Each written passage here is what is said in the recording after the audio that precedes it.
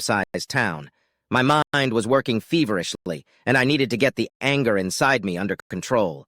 I kept repeating to myself, "Stay cool, watch your tongue, don't cross the line, don't threaten that asshole, don't freak out. Make sure there are witnesses, burn the bastard." I kept repeating to myself, "Don't cross the line, don't cross the line," over and over again as I walked to the front of the station. I walked up to that thick, bulletproof window and asked in as normal a voice as I could, "Is Officer Jenkins here? I'd like to talk to him." The female officer outside the window asked, "What's this about?" "I'm trying to save his life." That got her attention. 2 minutes later, this arrogant shit was standing in front of me, smiling as if he recognized me. "Officer Jenkins, I'm David Smith. I believe you've met my wife?" Now his smile turned into a smirk. I can see the word cook wanting to come off his lips. "What can I do for you, Mr. Smith?" I thought to myself. "I'm going to wipe that smirk off your face, you worthless bastard." In the calmest, most innocuous voice I was capable of, as if I were reading the news, I said, "I'm here to save your life. Although, frankly, it's probably too late.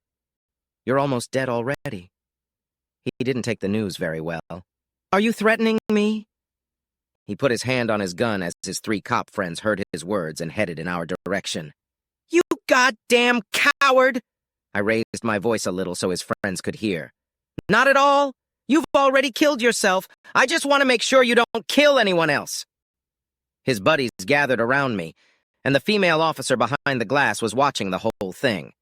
I let my voice return to its normal, non-threatening level.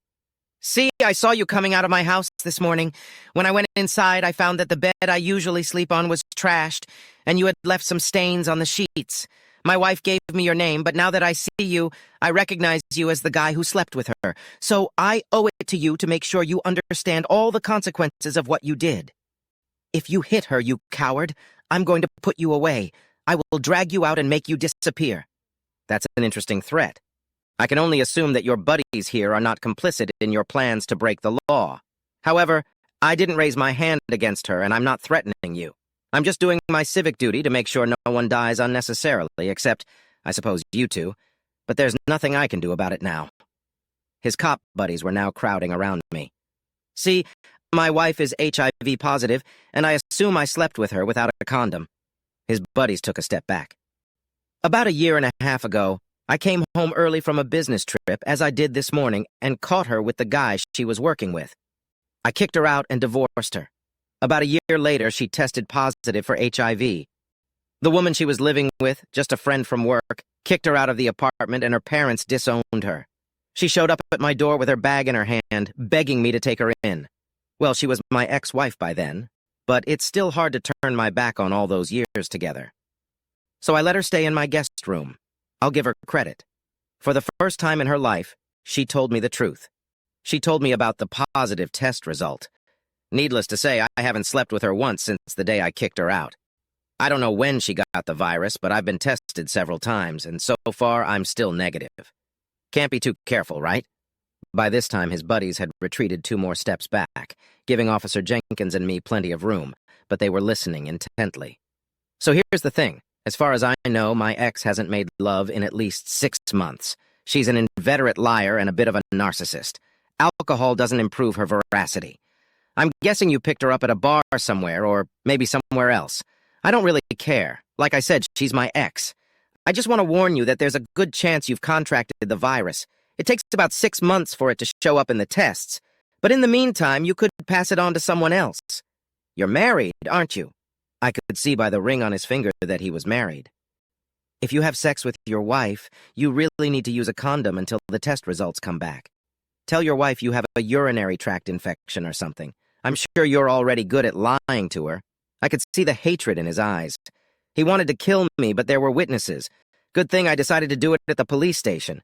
Anyway, what kind of bastard would kill a messenger? "Well, I just wanted you to know. You need to start getting tested. I doubt my ex will tell you." I nodded, turned, and went to the door. "Have a good day." Driving away from the station, I couldn't contain the smile on my face. My wife wasn't HIV positive, and she wasn't my ex-wife yet. She would be, of course, but later. I was honest when I told Officer Jenkins that my wife was unfamiliar with the truth. though I wasn't exactly honest when I told him he was infected with AIDS. Well, little lie. That's on me. For the first few miles, I looked in the rearview mirror, wondering if Officer Jenkins or his friends would follow me. I guess they had better things to do. It was funny to think of all the chaos going on at the station. 20 minutes later, I stopped by my favorite diner to meet my friends.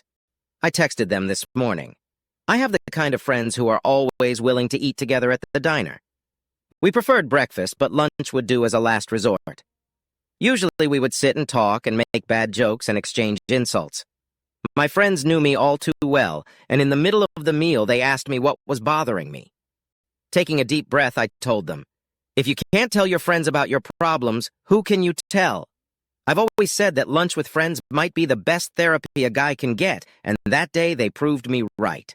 Man to man, they supported me, and I knew their wives would too. The rest of lunch went a little somber, but I knew I wasn't alone. They told me they had my back if dishonorable Officer Jenkins came after me.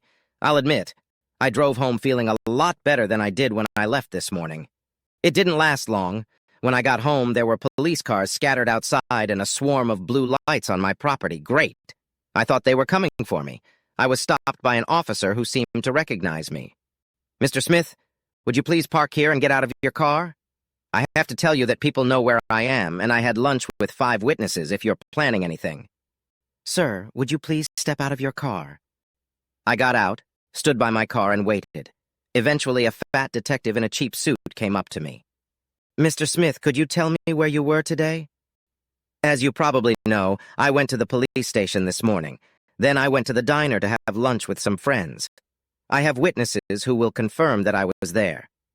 I'd like to know their names, but you're not under suspicion at this time. So can you tell me what's going on, or are you going to keep me in suspense?"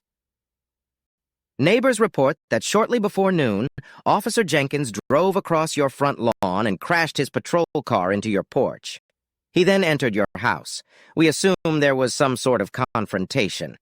We have a pretty good idea of what they were arguing about, since your performance at the station this morning did not go unnoticed.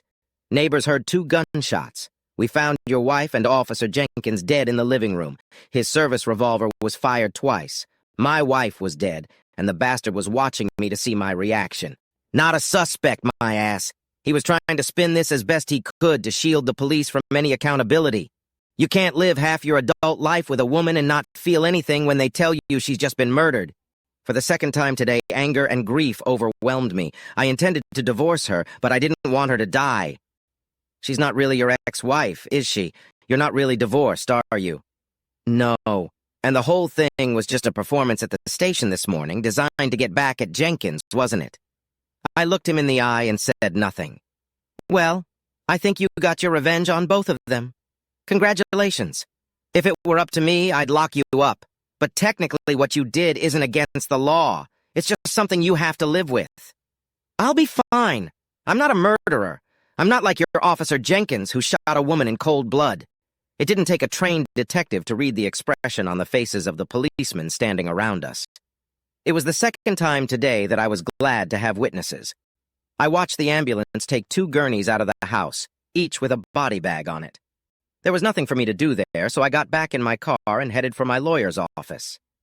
After all, I didn't need this divorce anymore, but I better be prepared in case someone decides that lying is a bigger crime than murder.